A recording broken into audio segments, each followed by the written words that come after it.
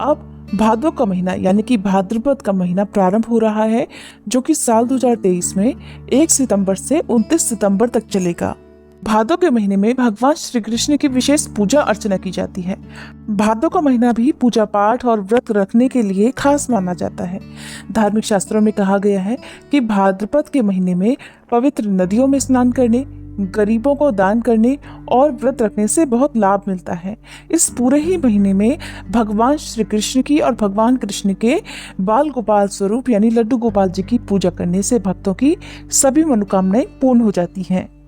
इस महीने को इसलिए भी इतना शुभ माना जाता है क्योंकि इसी महीने में श्री कृष्ण जन्माष्टमी के साथ ही राधा जन्मोत्सव, कजरी तीज, श्री गणेश चतुर्थी, अनंत चतुर्दशी और विश्वकर्मा पूजा जैसे बहुत सारे महत्वपूर्ण त्योहार भी आते हैं।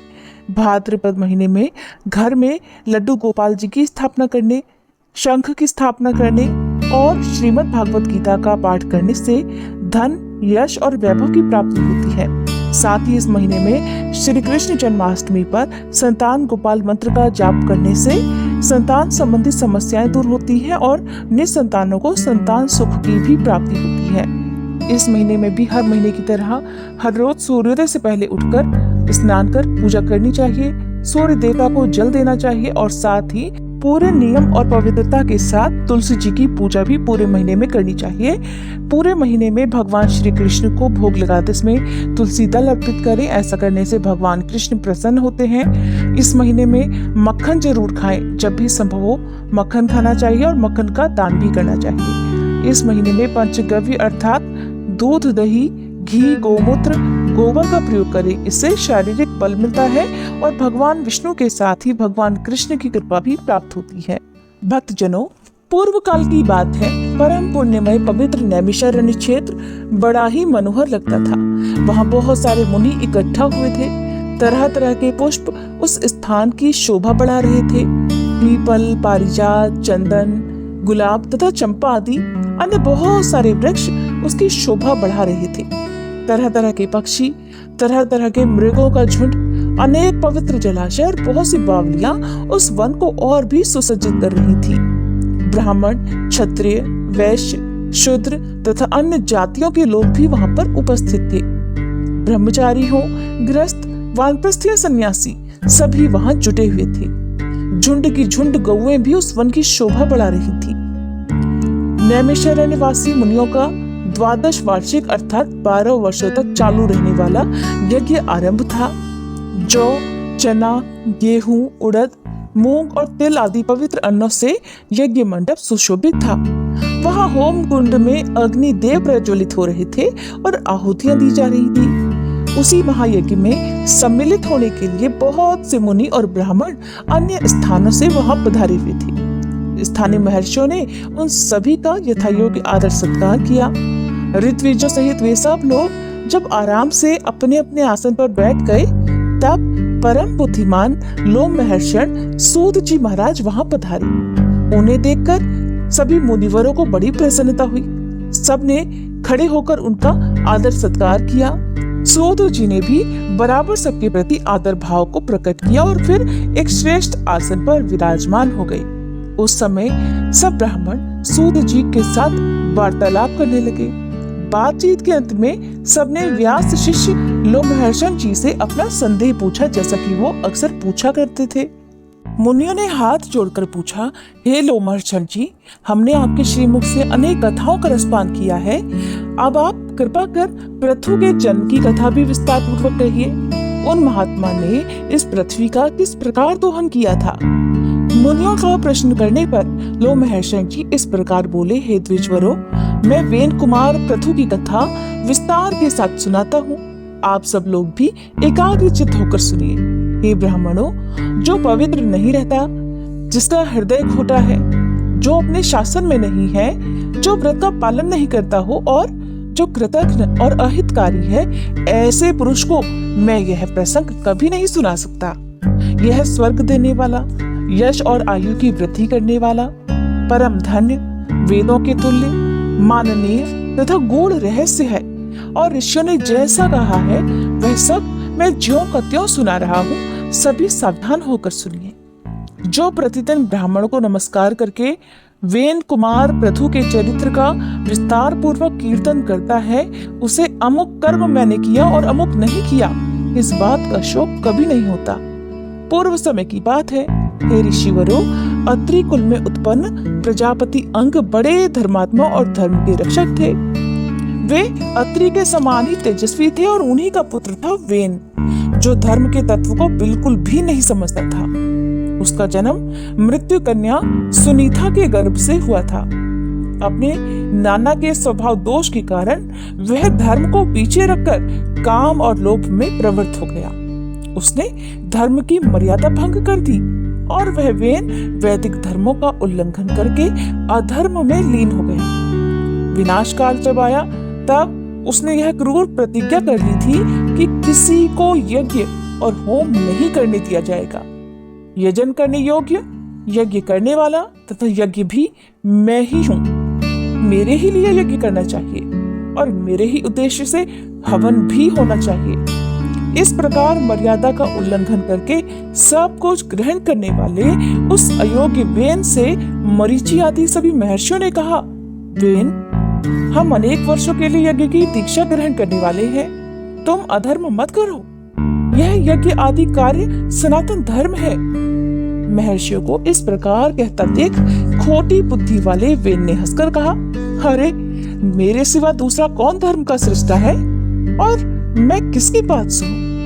विद्या, पराक्रम, तपस्या और सत्य के द्वारा मेरी बराबरी करने वाला इस धरती पर भला है कौन?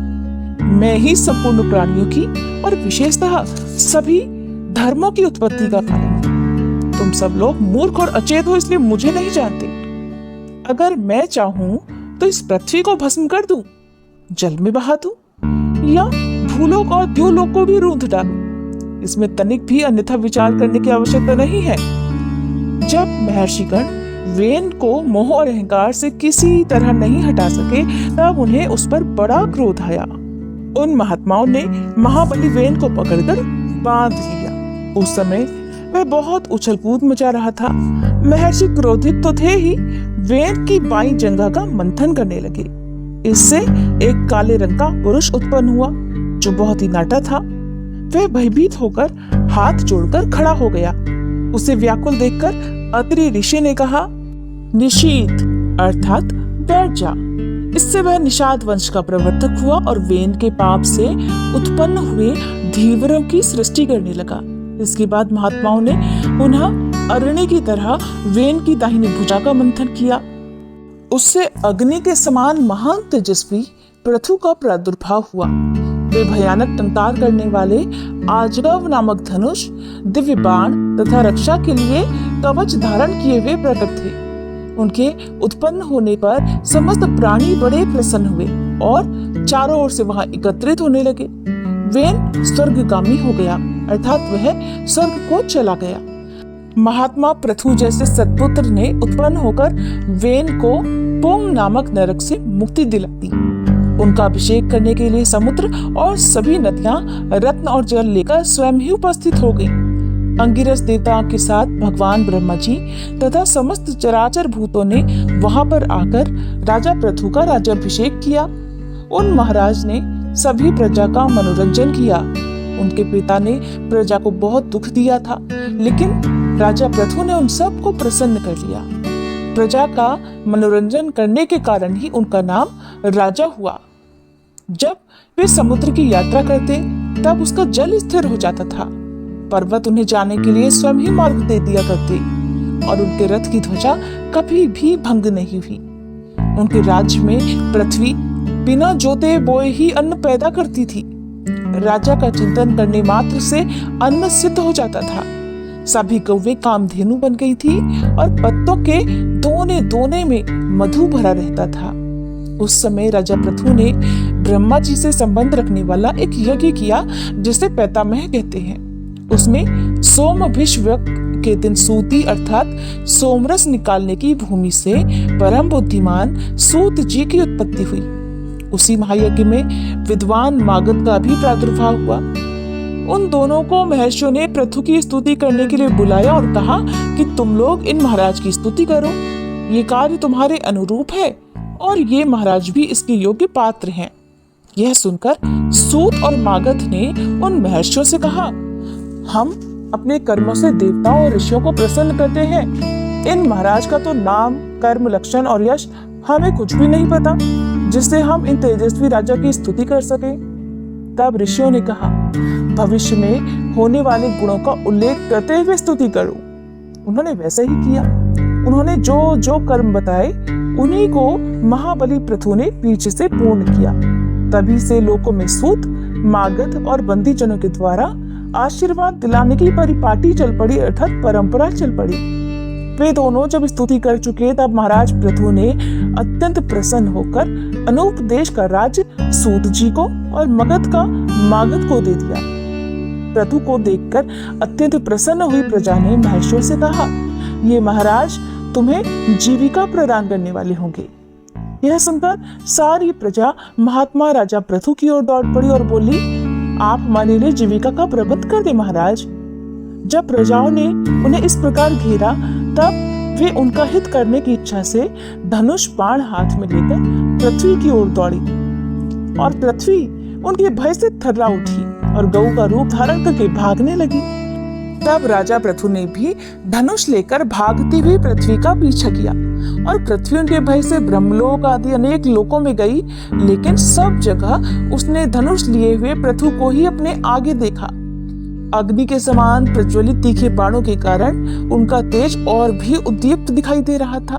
उस समय कोई भी देवतागण पृथ्वी की रक्षा करने में सहायक नहीं हो सका। जब और कहीं रक्षा नहीं हो सकी तब तीनों लोगों की पूजनीय पृथ्वी हाथ जोड़कर फिर महाराज पृथु की ही शरण में आ गई और इस प्रकार बोली, हे राजन, सब लोग मेरे ही ऊपर स्थित है। मैं ही इस जगत को धारण करती हूँ और अगर मेरा ही नाश हो जाएगा तब तो हे राजन ये समस्त प्रजा भी नष्ट हो जाएगी। इस बात को तुम अच्छी तरह समझ लेना। हे राजन, और अगर तुम प्रजा का कल्याण चाहते हो तो मेरा वध मत करो। मैं जो बात कहती हूँ उसे सुनो। ठीक उपाय से आरंभ किए वे सभी कार्य सिद्ध हो जाते हैं। तुम उस उपाय पर ही नजर डालो जिससे इस प्रजा को तुम जीवित रख सकोगे। मेरी हत्या करके भी तुम प्रजा के पालन पोषण में कभी समर्थ नहीं हो पाओगे। हे राजन, तुम क्रोध त्याग दो, तब मैं तुम्हारे अनुकूल हो जाऊंगी। तिर्यक योगिनी में भी स्त्री को अवधि बताया गया है।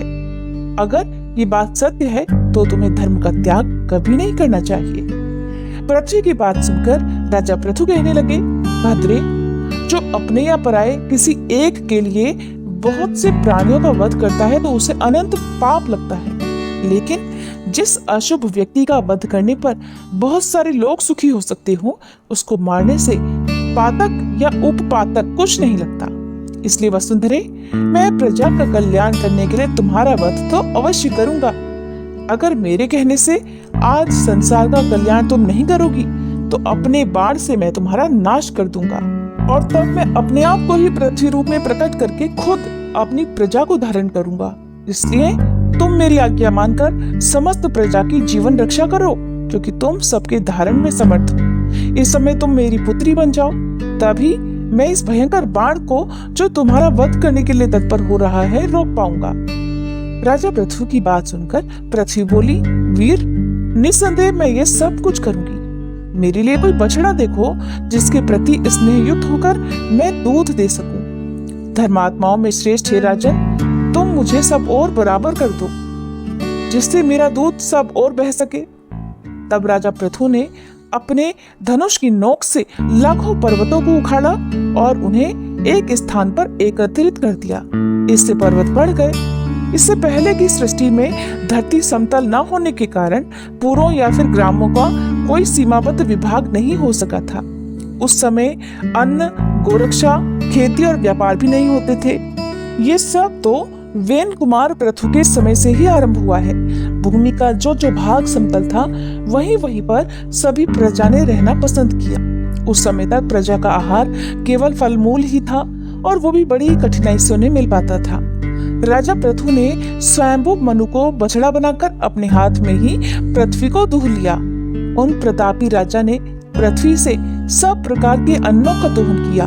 उसी अन्न से आज भी सब प्रजा जीवन धारण करती है। उस समय ऋषि, देवता, पितर, नाग, दैत्य, यक्ष, पुण्यजन, गंधर्व, पर्वत और वृक्ष सब ने पृथ्वी को दुहा। उनके दूध, बछड़ा, पात्र और दुहने वाला ये सभी अलग अलग थे। इस प्रकार सबका भरण पोषण करने वाली यह पावन वसुंधरा समस्त चराचर जगत की आधारभूता और उत्पत्ति स्थान है। ये सभी इच्छाओं को पूर्ण करने वाली और सभी प्रकार के अन्नों को अंकुरित करने वाली है। गोरूपा पृथ्वी मेदिनी के नाम से विख्यात है और ये समुद्र तक पृथु के ही अधिकार में थी। मधु और कैटभ के मेद से व्याप्त होने के कारण यह मेदिनी कहलाती है। फिर राजा पृथु की आज्ञा के अनुसार भूदेवी उनकी पुत्री बन गई, इसलिए इसे पृथ्वी भी कहते हैं। पृथु ने इस पृथ्वी का विभाग और शोधन किया, जिससे यह अन्न की खान और समृद्धशाली बन गई। गांवों और नगरों के कारण इसकी बड़ी शोभा होने लगी। वेन कुमार महाराज पृथु का ऐसा ही प्रभाव था। इसमें संदेह नहीं कि वे समस्त प्राणियों के पूजनीय और वंदनीय हैं। वेद वेदांगों के पारंगत विद्वान ब्राह्मणों को भी महाराज पृथु की ही वंदना करनी चाहिए, क्योंकि वे सनातन ब्रह्म योनि हैं। राज्य की इच्छा रखने वाले राजाओं के लिए भी परम प्रतापी महाराज पृथु ही वंदनीय हैं। युद्ध में विजय की इच्छा रखने वाले पराक्रमी योद्धाओं को भी उन्हें मस्तक झुकाना चाहिए, क्योंकि योद्धाओं में वे अग्रगण्य थे। जो सैनिक राजा पृथु का नाम लेकर युद्ध के मैदान में जाता है, वह भयंकर संग्राम से भी सकुशल लौट आता है और यशस्वी होता है।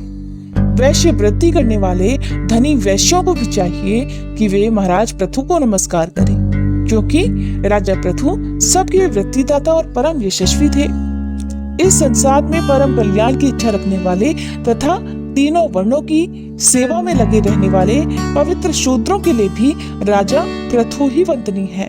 इस प्रकार जहाँ पृथ्वी को दुहने के लिए जो विशेष विशेष बछड़े, दुहने वाले, दूध तथा पात्र कल्पित किए गए थे, उन सबका विस्तार पूर्वक वर्णन मैंने तुम्हें सुना दिया।